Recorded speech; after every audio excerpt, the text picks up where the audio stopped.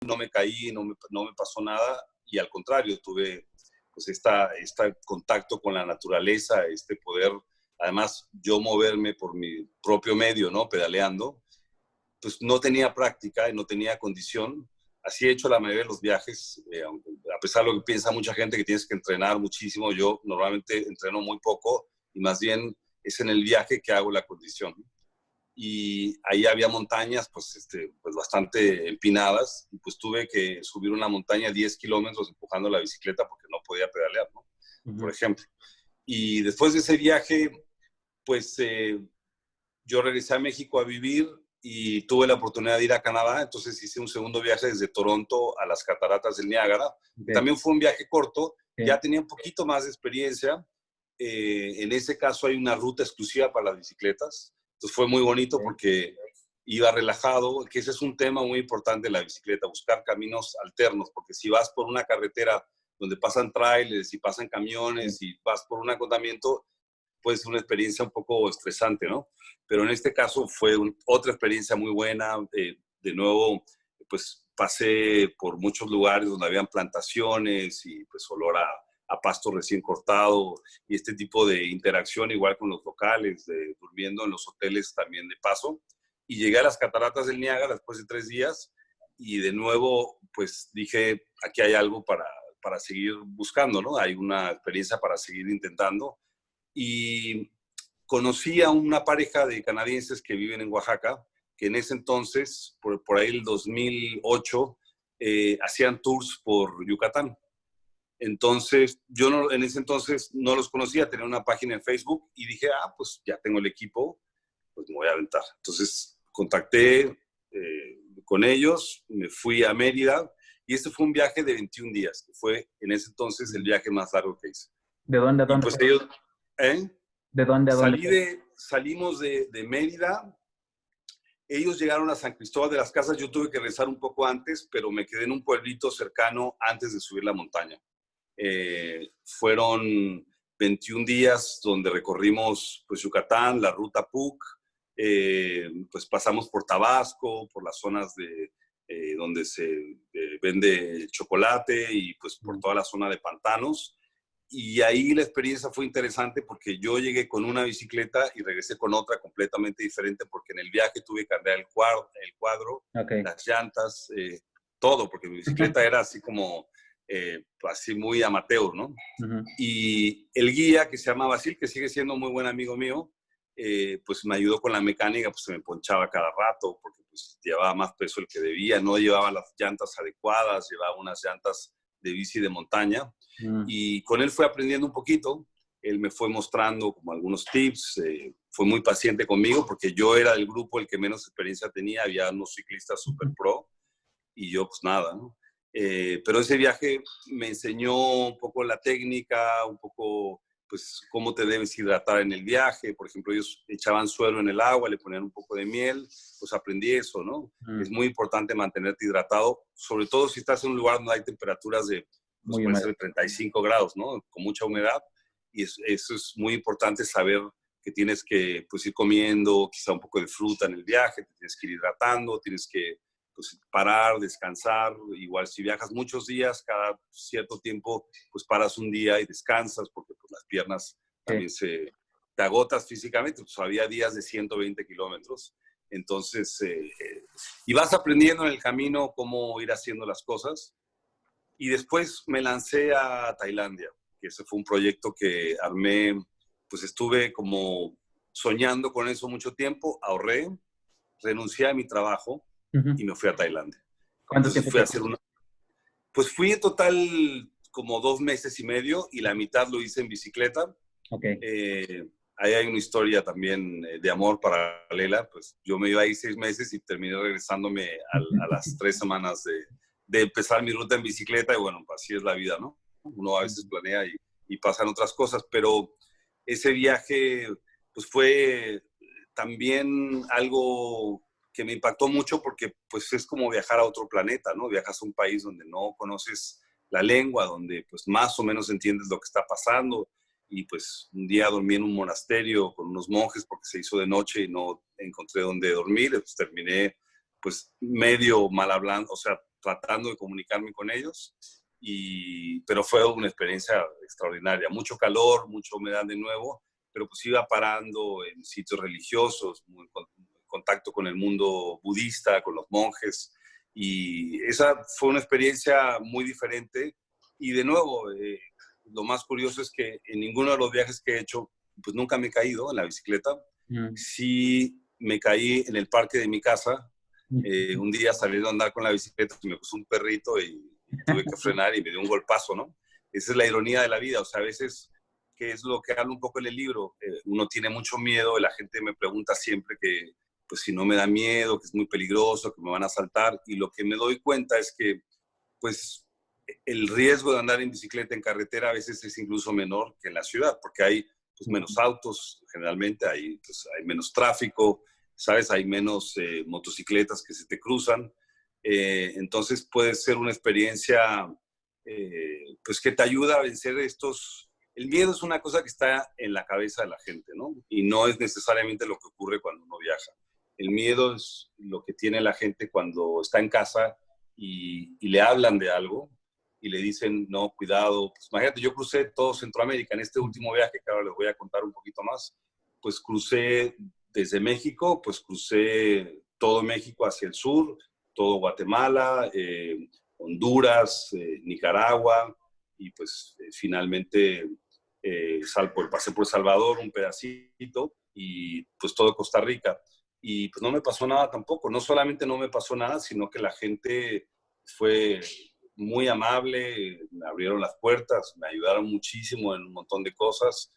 Y entonces, yo cuando voy a cruzar un país o cuando voy a andar en bicicleta, hablo con otros ciclistas que han hecho esa misma ruta, porque son los que realmente me pueden decir si realmente una zona es peligrosa y en qué tramo exactamente, o cuáles son los peligros reales. Pero el peligro y el miedo es que eso es lo que yo he aprendido en los viajes, es siempre imaginario. Es una cosa que uno construye de lo que escucha de la gente que tampoco ha salido, o que ha salido y ha tenido una mala experiencia, como todos. Digo, aquí lo recordarán, en Chiapas hace unos años mataron a 2 ciclistas, uno polaco y otro alemán. Yo no sé muy bien por qué murieron, yo tengo mis teorías, pero pues esos son 2 casos de miles de ciclistas que han cruzado el país muchísimas veces, ¿no?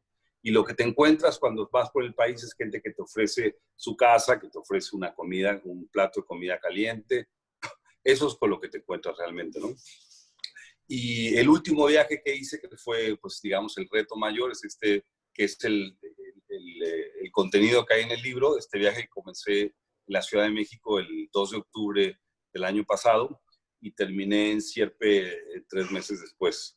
Fue un viaje, pues fue un reto, porque cruzar Centroamérica, donde están las maras, pues en El Salvador, y donde pues, se habla de crimen y donde se habla de un montón de cosas. ¿Te habían advertido previamente sobre ese tipo de Sí, claro. Okay. Claro. Y yo, ¿Y cuáles además, he eran las viajado advertencias que te daban? ¿Perdón? ¿Qué advertencias te daban cuando te platicaban de las maras?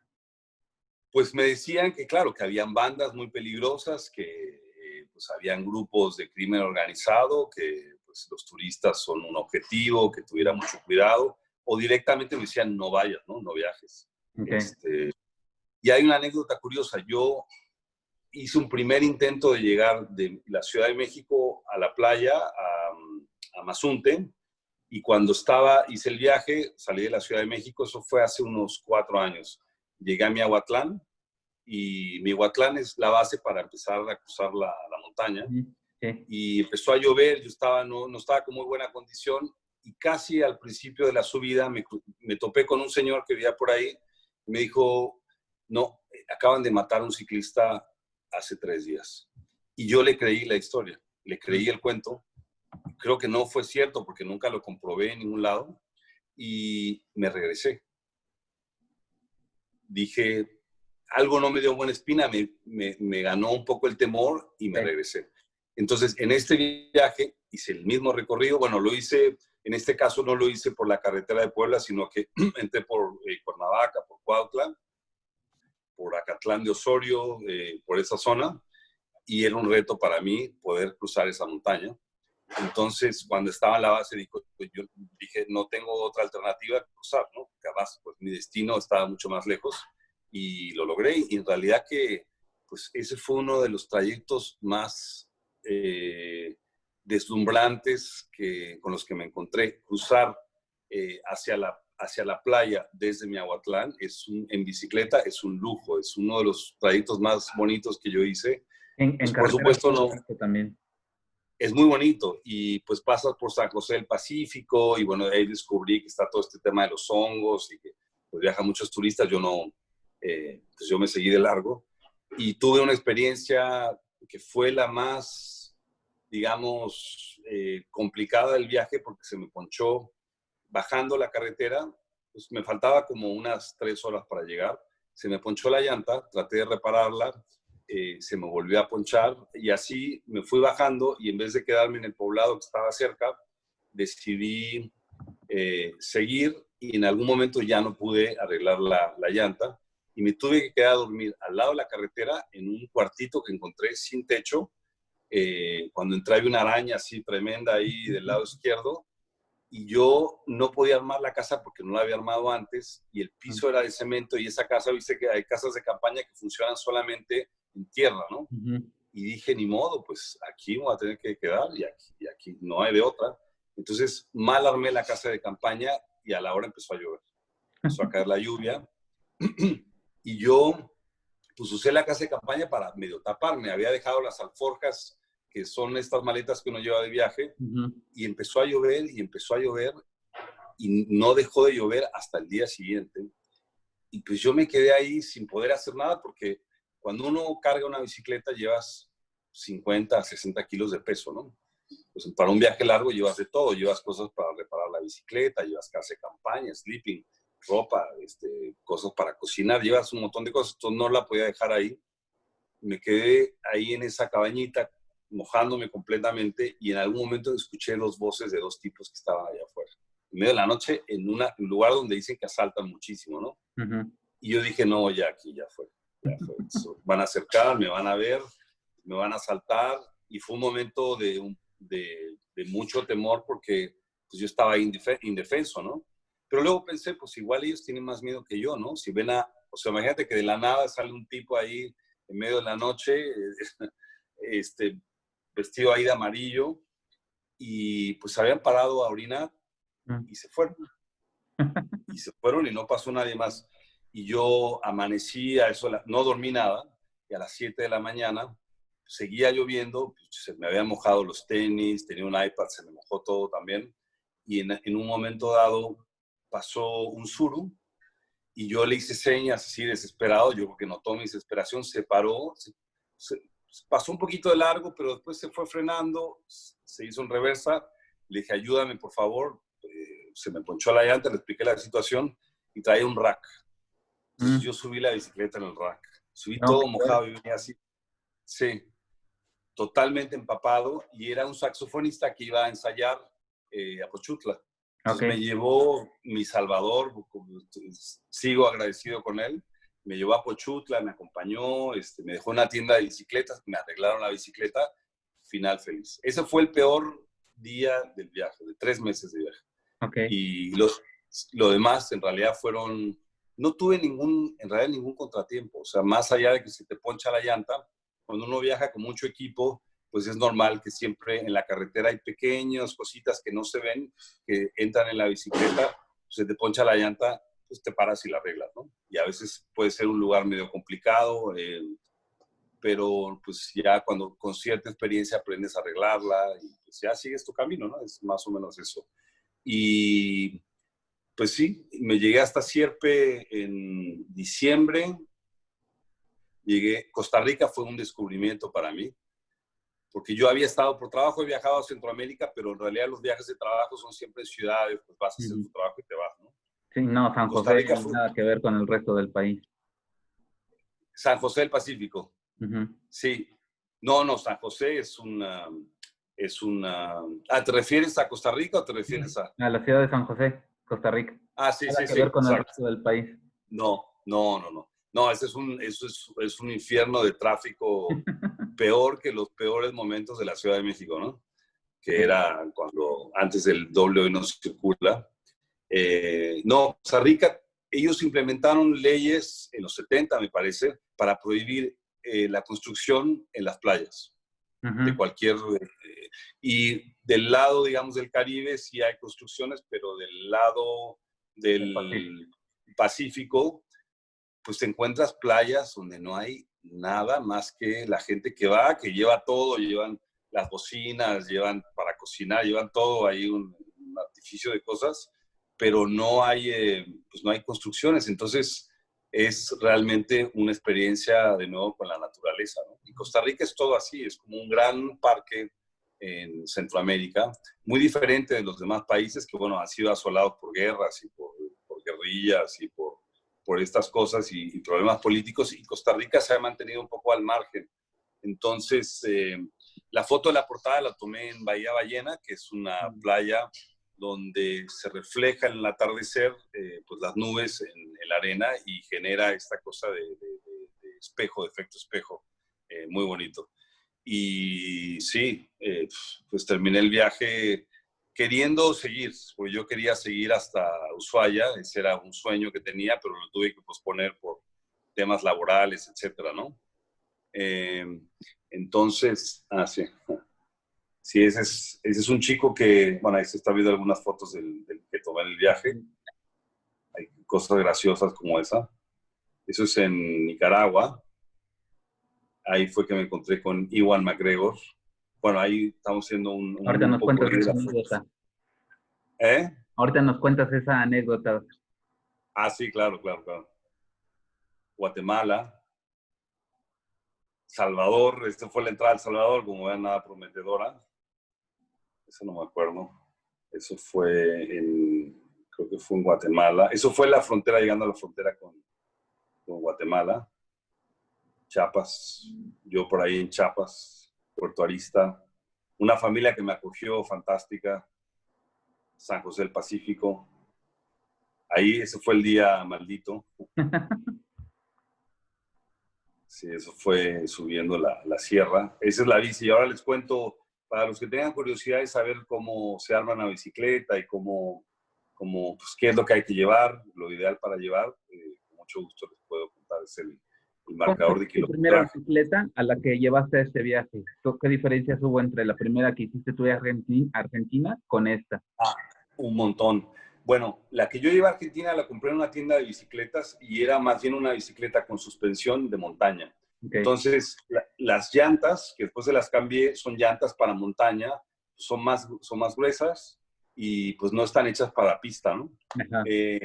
Esa bicicleta yo la compré con una rajadura en el cuadro, en la parte de arriba, lo que es muy peligroso para poder pues, circular, porque si vas en una bajada a 60 o 50 por hora, pues, se te rompe ese cuadro y tienes que, pues básicamente te puedes matar, ¿no? Entonces yo tuve, en ese viaje que yo contaba al inicio, tuve que cambiar el cuadro de la bicicleta, el cuadro completo de la bicicleta, imagínate. Sobre tuve que decir, muchachos, ahorita nos vemos, regresarme a una tienda de bicicletas, oiga, necesito un cuadro, comprar el cuadro y volver a armar la bicicleta.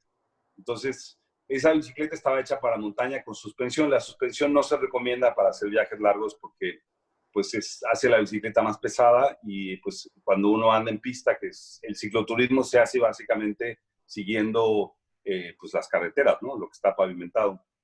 Entonces, la bicicleta que tengo ahora es una bicicleta especial, es una Surly, que se llama Long Haul Trucker, que está hecha para viajes largos. Entonces, ¿qué tiene? Pues tiene todos los orificios para poner las alforjas, para poner los racks traseros, los racks delanteros, tiene entradas para poner pues hasta 3 botellas, ¿no? Entradas para poner el agua. Entonces está diseñada para esos viajes. Es una bicicleta que no es de aluminio, es de acero.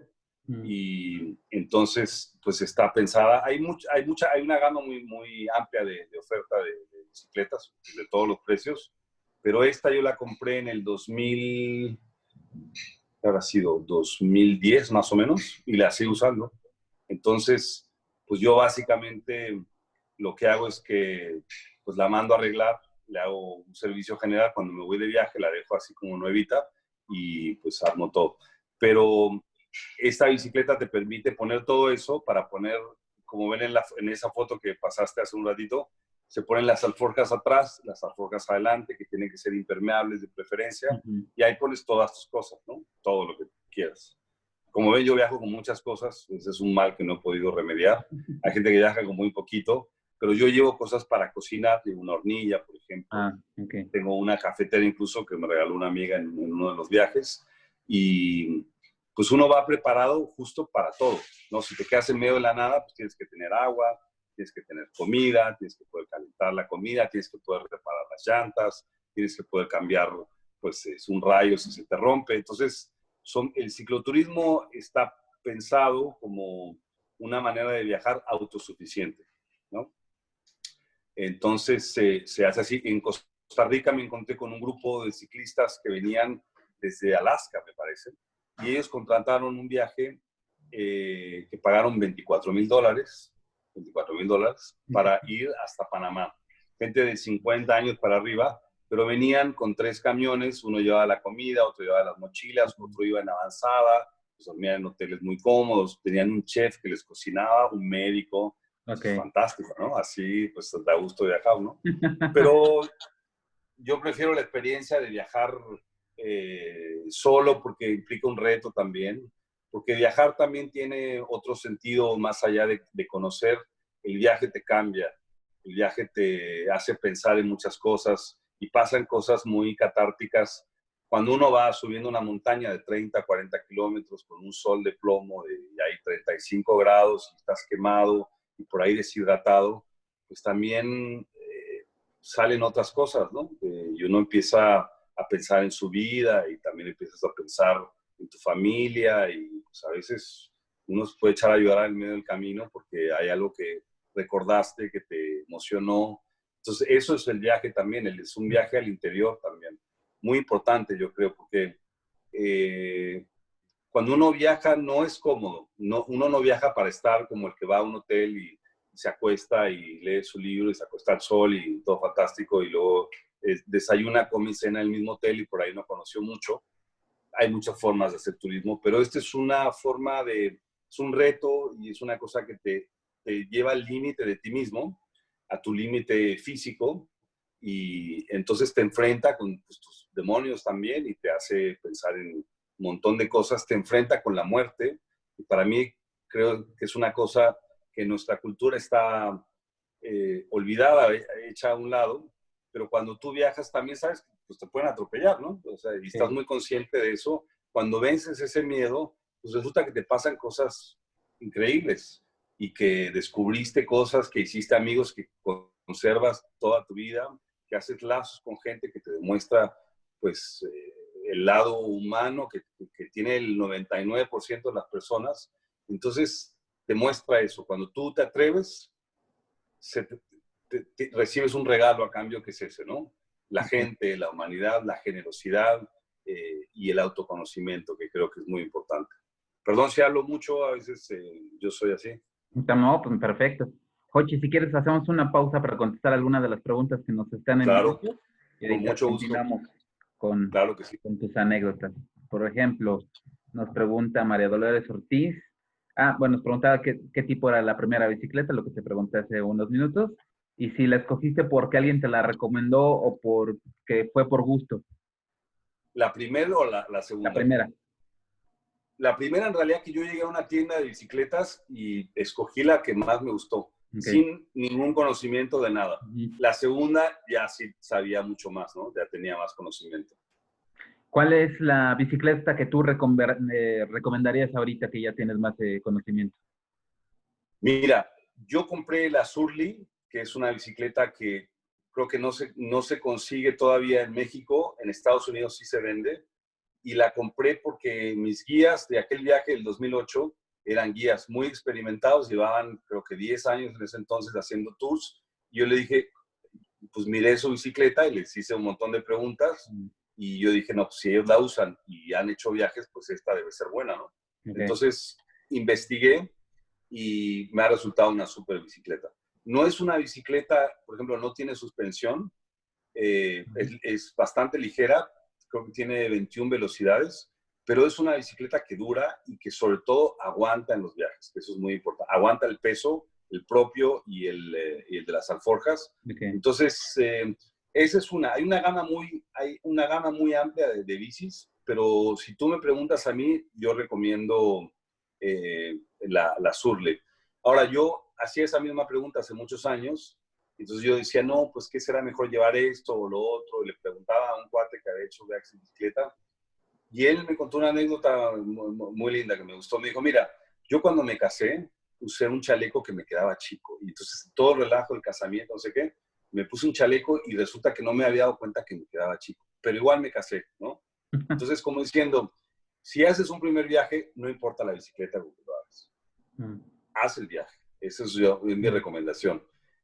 Hazlo, o sea, infórmate un poco, pero si tienes una bici ahí medio aguanta, échate el viaje. O sea, aviéntate un viaje a Cuernavaca y experimenta qué se siente. Y enfrenta los problemas si te rompe la bici. Digo, tiene que ser una bici que más o menos aguante, ¿no? Sí. Pero hay una mujer que en los 50 hizo un viaje con una bicicleta de una sola velocidad, que es una cosa impensable ahora. Okay. Imagínate, recorrió el mundo entero con una bicicleta de una sola velocidad. No, sí, es algo impensable ahorita. Ajá. Nos preguntan si tus viajes todos los has hecho por carretera, por caminos, o has usado otro tipo de caminos para la bicicleta, porque yo creo que se refieren un poco al tipo de bicicleta, que algunas de montaña, otras son de pista, etcétera, ¿no? Entonces, Pues mira, yo tu básicamente, bicicleta, por ejemplo, le puedes cambiar las llantas para que puedas a veces usarla en montaña y luego en la carretera, o... sí, claro, se puede cambiar. Yo uso siempre carretera, pero cuando uno hace un viaje muy largo, hay tramos donde no hay carretera y tienes que tomar un camino donde no es asfaltado, por ejemplo, ¿no? Pero yo recomiendo para un viaje de cicloturismo donde vas a cruzar un país completo, pues escoger, hay dos cosas que yo recomendaría. Carretera, sí, y con llantas especiales para viajar, que son llantas lisas y te permiten rodar más rápido, o sea que no tienen tanta fricción, pero después de escoger carreteras que no sean principales. Okay. Porque yo, por ejemplo, atravesé casi todo Guatemala con muchísimo estrés porque es una carretera, creo que hay 2 o 3 carreteras principales donde todo el día pasan trailers y camiones, todo el tiempo, todo el tiempo. Entonces, si uno viaja 100 kilómetros en un día y va a un lugar donde hay muy poco acotamiento, pues los trailers te pasan a medio metro si te va bien, ¿no? Entonces, yo de repente tomaba la decisión de irme por una carretera, por ejemplo, de la playa, donde no es una carretera principal, entonces mucho más tranquila, hay menos autos y entonces lo disfrutas más. Pero si haces un viaje largo, pues siempre vas a tener que escoger caminos mayormente asfaltados porque la montaña es difícil y pues es más difícil llegar a los lugares cuando estás hablando de 500 kilómetros, ¿no?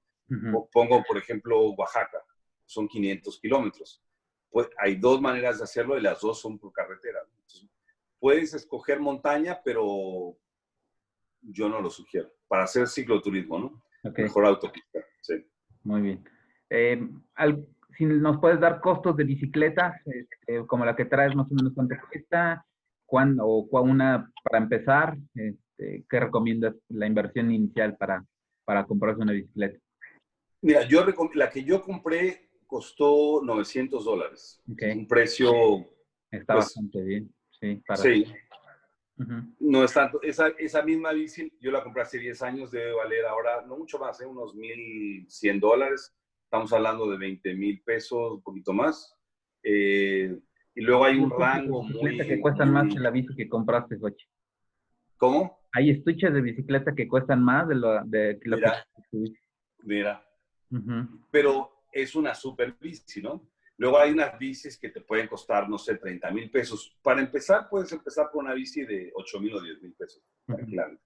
Claro, si te gusta, que yo creo que lo importante es descubrir si te gusta, después vas a invertir un poquito más de dinero, quizá en otra bici más adelante, ¿no? Pero yo creo que con 20,000 pesos sobrado, con 10,000 pesos, algo para empezar, una bicicleta pues, más básica, que tenga, pues no sé, sí, 20 velocidades, 21 velocidades por la montaña, pero puedes ir con menos velocidad. No recomiendo estas de moda que son de una sola velocidad, porque ahí sí te puedes ver en aprietos subiendo la montaña. Pero porque después tienes que invertir en las alforjas, que son muy importantes. Las alforjas, yo tengo unas, son Ortlieb, que son impermeables, que son muy fáciles de armar, o sea, muy fáciles de poner en la bicicleta, las haces así como rollito y las cierras, digamos. Entonces, esa sí es ese es un gasto importante. Porque si no compras impermeable, pues te va a llover en el camino. En Centroamérica llueve todo el tiempo. Entonces, sí es recomendable invertir. Las alforjas deben estar, yo creo que unos $150 cada una. Entonces, pues estás hablando de otros, pues por ahí si compras 4, sí, unos $600 más o menos. Pero puedes comprar 2 traseras. Pues tienes que comprar los racks, ¿no? Para poner rack trasero y rack delantero si quieres también. Yo uso una adaptación para poner una especie pues que es como una carterita ahí adelante, que también es Ortlieb y también es impermeable. Ya llevo el celular, llevo pues las cosas que voy usando en el camino. Por ejemplo, pues no sé, si tengo un par de plátanos y no quiero abrir la alforja, pues lo llevo ahí adelante. También se puede ver en la foto qué es lo que va ahí adelantito, ¿no? ¿Cuáles son los Entonces, indispensables que llevas en tus viajes? O sea, cosas que no te pueden faltar en ningún viaje. pues tienes que llevar cámaras para cambiar, muy importante. Okay. Y tienes que llevar todo el kit para reparar, ¿no? Okay. El pegamento, los parches. Hay unas cositas que se usan para destrabar la bici, para sacar la cámara de la llanta. Eso es muy importante, porque algo que te va a pasar es que se te va a ponchar la llanta, sí o sí. Ahí no hay de otra. Yo compré unas llantas alemanas que son así súper, se supone que uy, uy, uy, y la de adelante no se ponchó nunca y la de atrás era una pesadilla, ¿no? Entonces había días que se ponchaba 2 veces, por ejemplo. Entonces, sí, eso es muy importante. Okay. Luego, dependiendo qué tan largo sea tu viaje, debes llevar repuestos, por ejemplo, para los frenos, pero eso yo no lo he usado hasta ahora. Ropa, pues también dependiendo del clima, poca ropa, o sea, como cambios para 5 días, por ejemplo. Chanclas, muy importante, porque pues, si te mojas, yo al final terminé haciendo el recorrido en chanclas, o sea, Okay. nada de tenis ni en chanclas, porque si me mojaba, pues eso se secaba rápido. Si haces un viaje donde quieres ser autosuficiente, pues llevarte una hornillita para cocinar, algunos trastes, muy básico. ¿Qué más? Yo siempre llevo un medidor de kilometraje que es importante porque si tú estás viendo el mapa y sabes que son 70 kilómetros, pues con ese medidor que va al frente, pues puedes ir midiendo cuánto te falta, también pues cuántas calorías has quemado. Es como, no es así súper importante, pero sí es bueno. Mapa, que ahora pues con la tecnología, pues, con el celular y con tu GPS, tener un celular que funcione para poder bajar un mapa y poder salir de las ciudades y poder pues no equivocarte, irte a 100 kilómetros hacia otro lado, ¿no? Okay. Me ha pasado también. Y pues sí, básicamente eso, digo, kit para reparar la bicicleta, ropa, lo básico, porque un pecado que uno hace, que yo sigo haciendo, es que uno lleva siempre cosas extras. Okay. Y en la bicicleta, pues tú estás cargando con ese peso, pues todo el camino. Entonces, un consejo que yo he escuchado, que yo no sigo mucho, pero que yo recomiendo escuchar, es que cuando hagas tu equipaje y ya lo tengas todo listo, quita la mitad. Quién sabe cómo le haces, pero quita la mitad, porque lo vas a agradecer en todo el camino, ¿no? Sí, al final es peso. Sí, viajar ligero, pero de nuevo depende. No es lo mismo hacer un viaje a Cuernavaca o a Oaxaca, que son 5 días, pues vas a comer en el camino. En México se puede comer ahí, en cualquier lado vas a encontrar comida, o sea, no es un problema. Yo casi no cocino. ¿En qué pero, parte se te complicó encontrar comida? ¿Algún tramo largo donde decías no encuentro dónde comer? Pues en Tailandia era a veces complicado. Había tramos en la carretera que no había comida y yo no sabía cómo expresarme. Entonces, un día me sirvieron un plato y yo creo que me pusieron un pedazo de víbora ahí. Yo nunca entendí si era víbora o no era víbora, pero bueno. Y luego había tramos de 100 kilómetros donde no había agua, por ejemplo, ¿no? Okay. El agua es muy importante. Y siempre puedes llevar atún, galletas, cosas que puedas comer en frío, tomate y picar tomate con atún, para pasar el día, hacerte un par de sándwiches en la mañana, ¿no? Cosas así.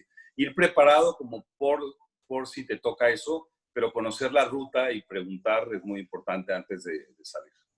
Nos pregunta también Omar que ¿cuál fue el recorrido más peligroso que has tenido en la bici? Pues mira, de sentirme en riesgo en El Salvador. O sea, tener la percepción de riesgo fue El Salvador, pero en un tramo de Costa Rica y Guatemala, lo que les contaba antes, que había muchísimo tráfico, muchísimos trailers, y ahí es donde uno siente peligro. Yo creo que si te va a pasar algo, no va a ser que te asalten y eso, sino que el peligro mayor es que te atropellen. Ese es el peligro mayor. Entonces, los tramos donde yo me sentí en riesgo mayor fue uno en Costa Rica, donde no había acotamiento. Que no haya acotamiento significa que los trailers te van a pasar a 20 centímetros, a 100 por hora, a 120 por hora. No es una sensación agradable. Entonces, en Costa Rica yo tuve que salirme de la carretera, tratar de buscar un camino alterno, que al final estaba cortado porque había habido una inundación, entonces había un río cruzando y tuve que regresar de nuevo.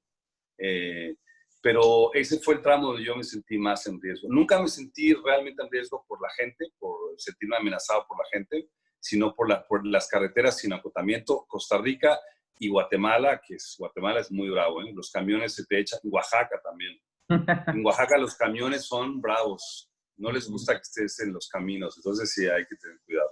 Esos 3 lugares, diría yo. Más o menos, ¿cuántas horas o kilómetros recorres por día en tus viajes? Pues mira, cuando uno empieza, depende de qué tanta preparación hagas, pero yo hacía un promedio de 70 kilómetros por día. Trataba de descansar. ¿Itinerario así de hoy voy de a tal lugar a tal lugar o es hasta donde el físico aguante? Pues yo más bien siempre me trazo, cuando voy en el camino, no hago un plan determinado. Por ejemplo, ahora sabía que quería ir por el Pacífico y más bien yo digo, ok, estoy en tal lugar, el siguiente pueblo a qué distancia está. Entonces, si yo veo que son 120 kilómetros, busco un lugar intermedio y medio veo el mapa como para saber si no llego 120 kilómetros, ¿dónde me puedo quedar? Pero generalmente trazas un recorrido por kilometraje y decides dónde llegar según la distancia, ¿no? Pueden ser, había días de 120 kilómetros muy pesados, sobre todo por el sol, y días de 50 kilómetros, ¿no? Al principio es menos, porque además al principio vas a hacer más tiempo y menos kilómetros, y al final pues ya tus piernas están así a todo dar, entonces ya haces 100 kilómetros mucho más tranquilo, ¿no? Ok. Nos pregunta también si haces algún tipo de preparación física previo a los viajes. A veces no. Fíjate que para Tailandia, por ejemplo, sí me entrené. Me iba a Chapultepec y hacía unos 40 kilómetros por 3 meses más o menos. Básicamente, la preparación que hago siempre es en la bicicleta.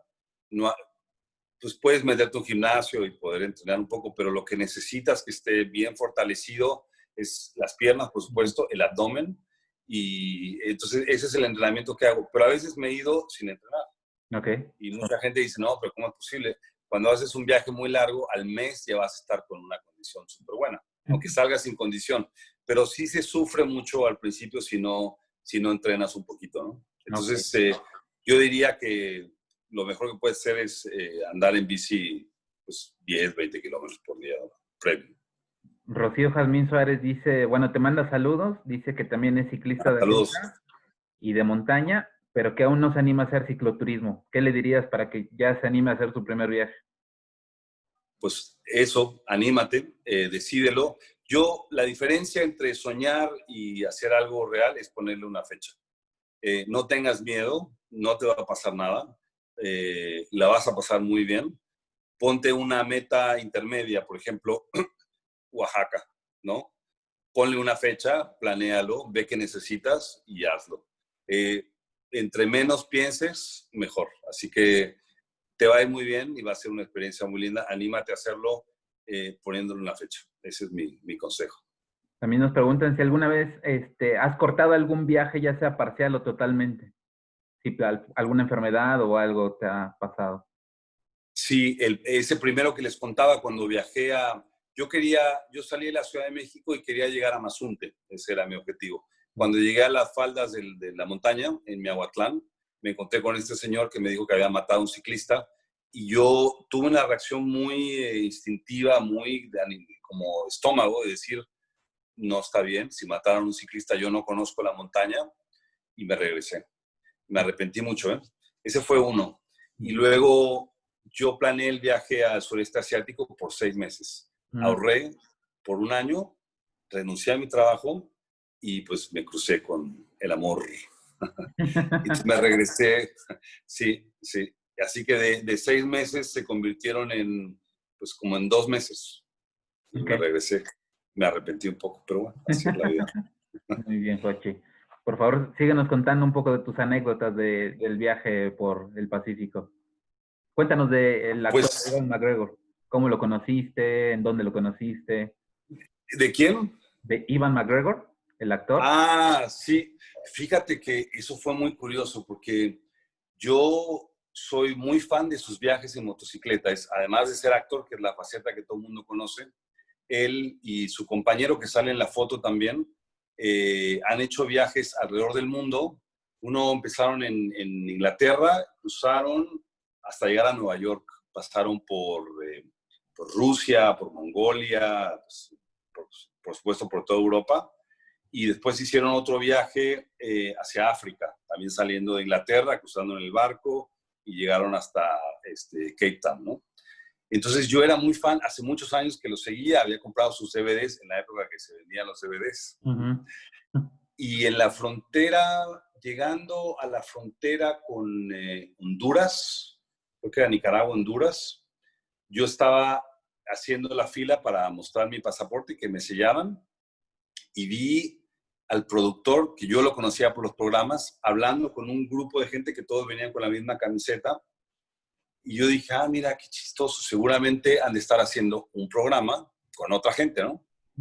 Entonces seguí en la fila y de repente vi un tipo barbado, así, y pues lo empecé a mirar, y dije, como, se parece, ¿no?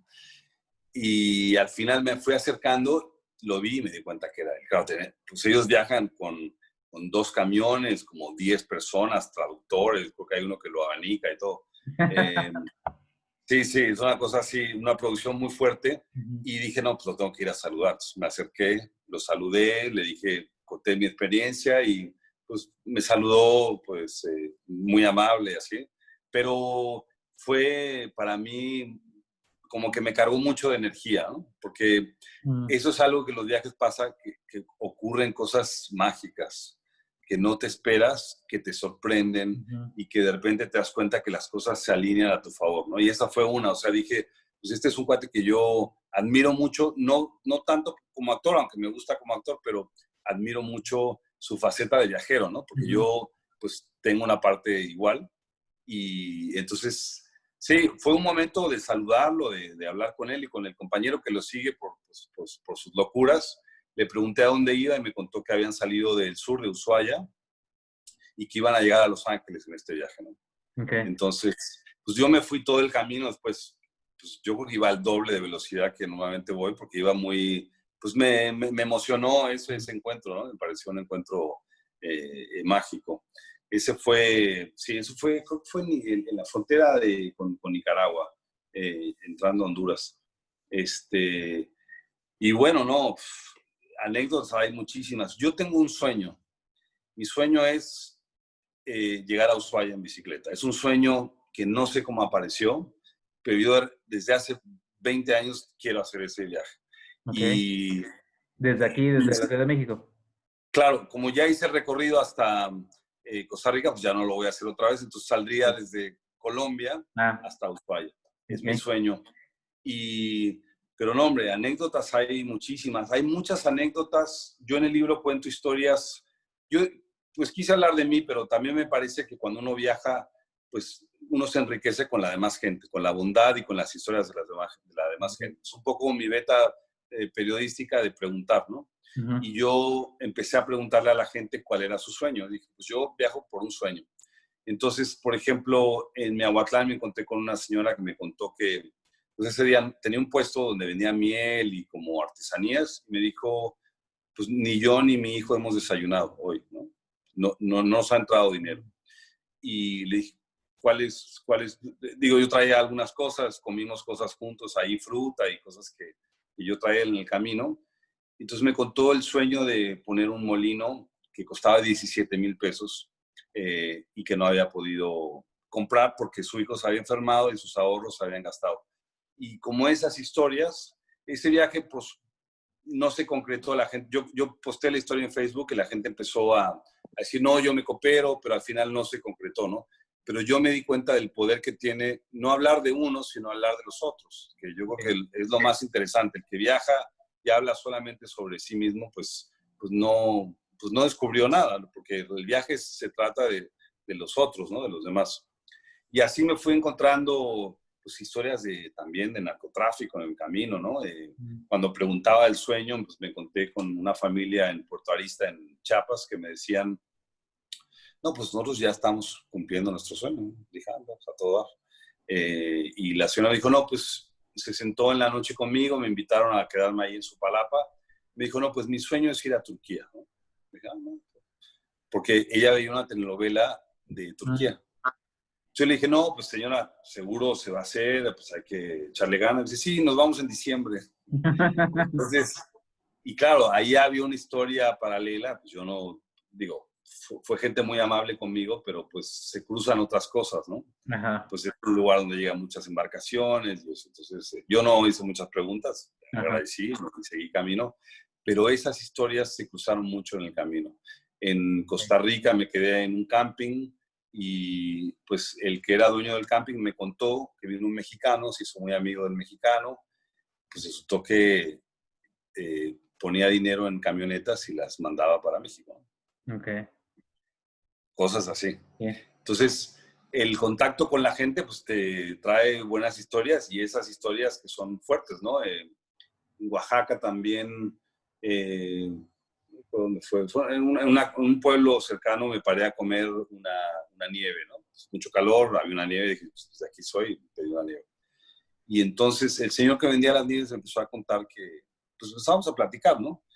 Y él me dijo que pues había tenido que hacer un viaje de droga.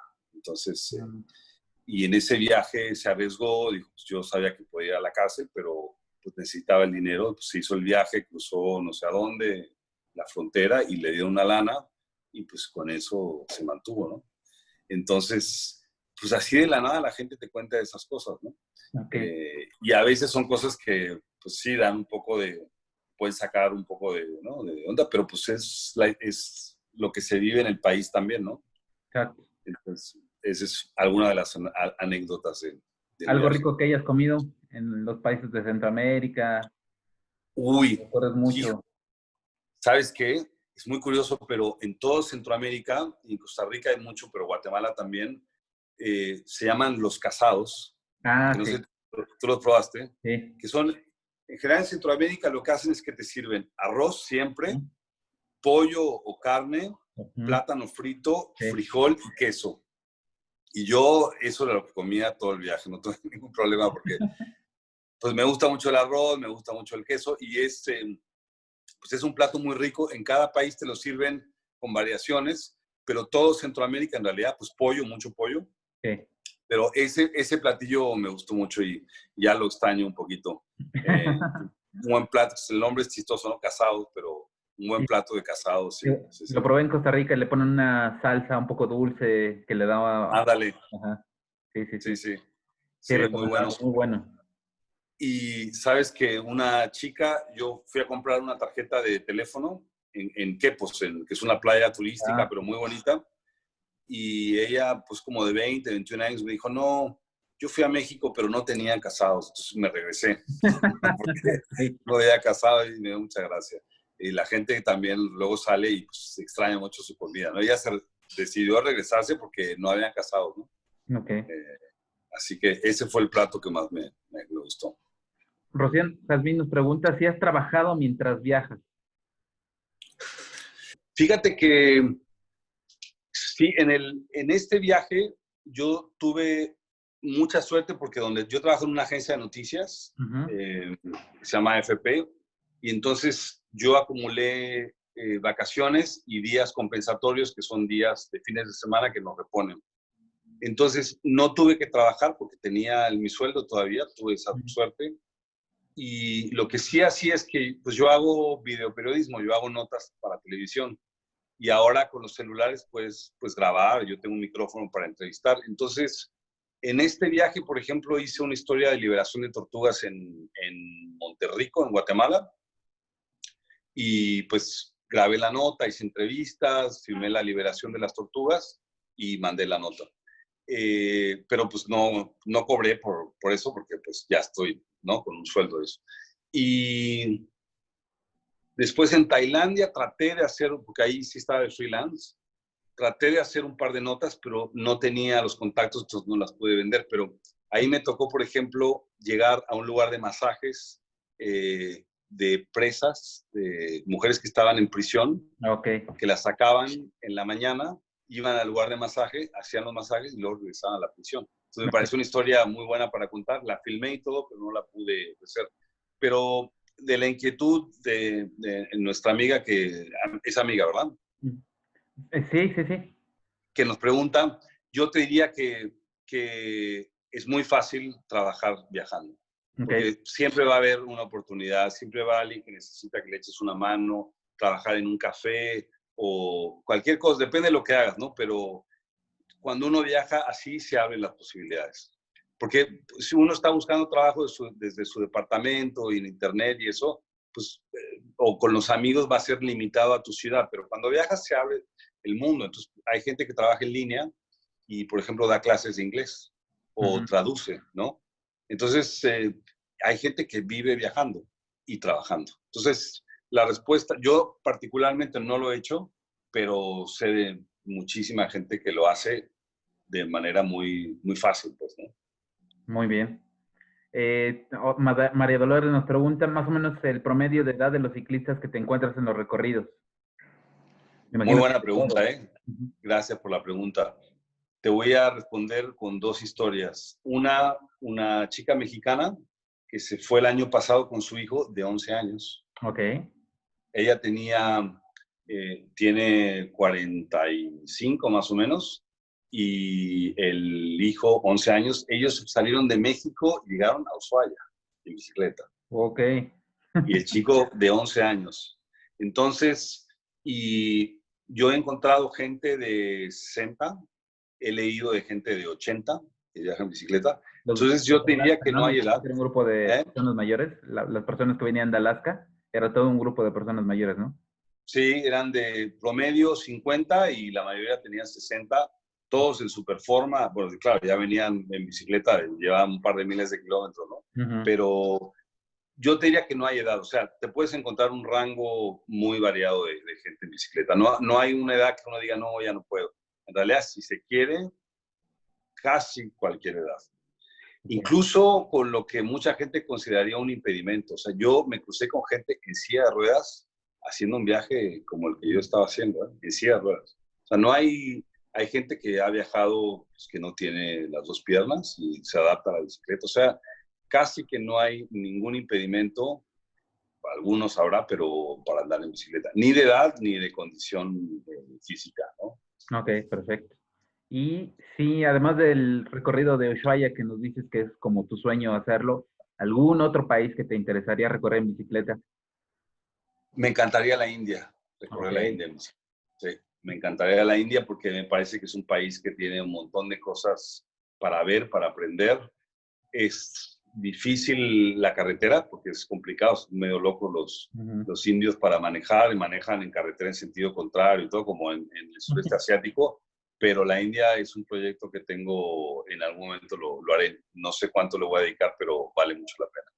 Perfecto. Muy bien, Joshi. Para cerrar, platícanos otra vez del libro que que acabas de sacar, por favor.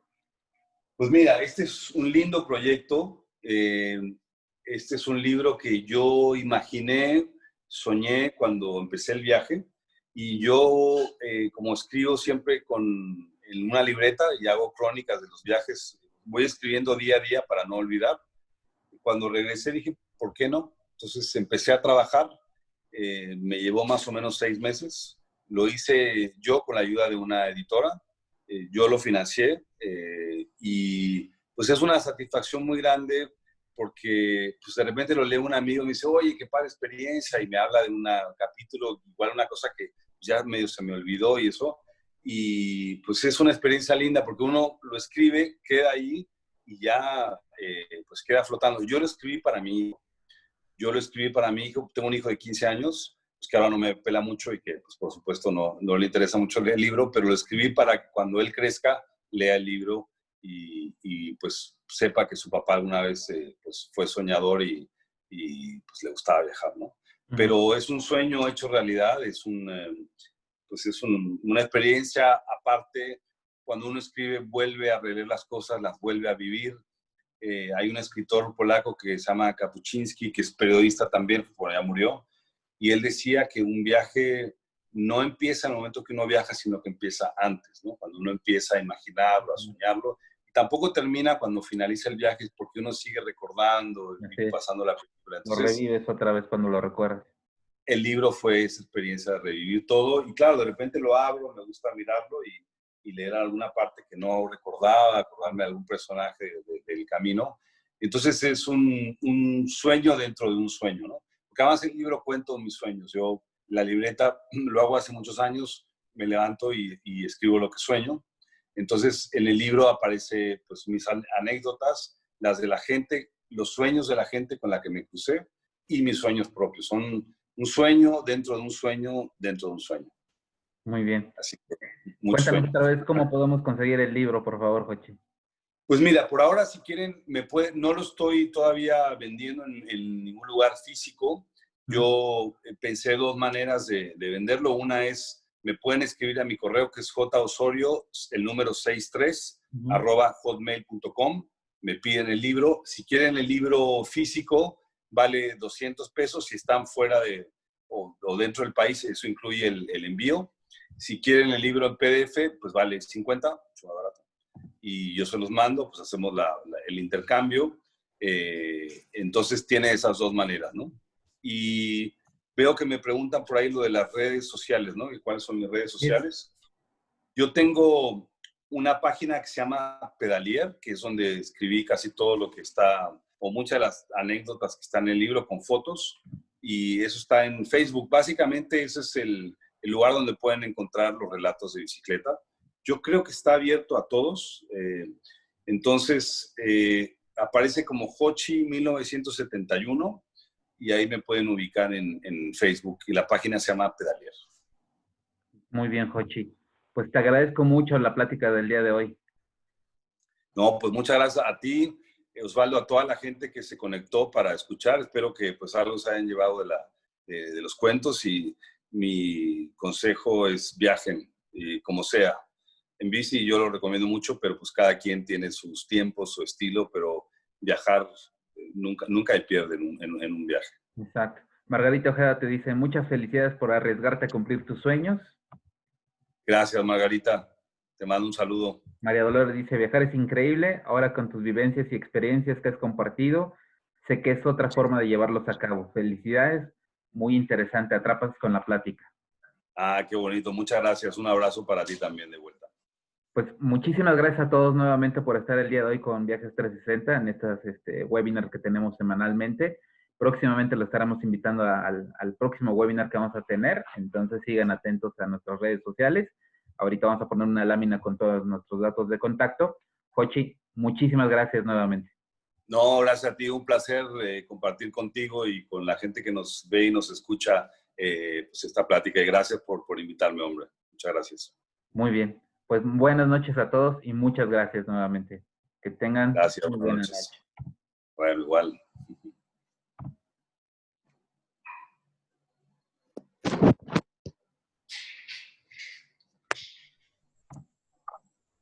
A ver. Video. Salir.